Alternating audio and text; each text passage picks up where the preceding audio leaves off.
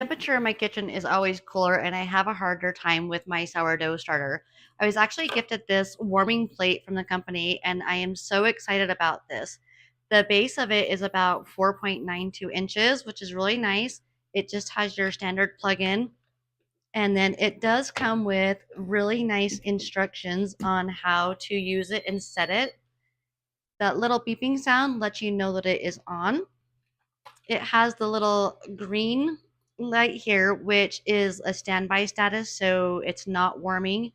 It has a couple great features. It does a timer and it also does a delayed start, which is really nice. Your temperature up or your temperature down.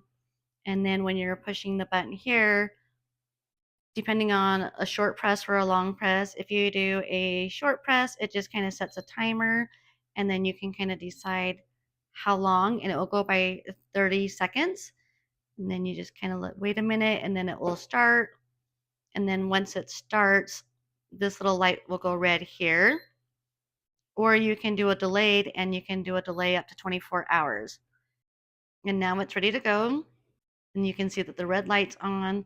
Another thing that I really like is the fact that I can put either just my smaller jar on here and it's going to be just fine and heat everything evenly, or I can use my bigger jar when I do a lot more cooking and get it going. I can also put my bigger jar on here and it's still going to warm all that up evenly as well.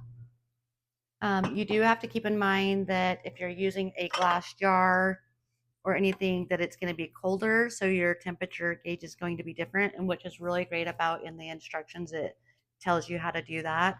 So if you're just getting started with your sourdough or if you're in a colder area, this is definitely worth looking into and having.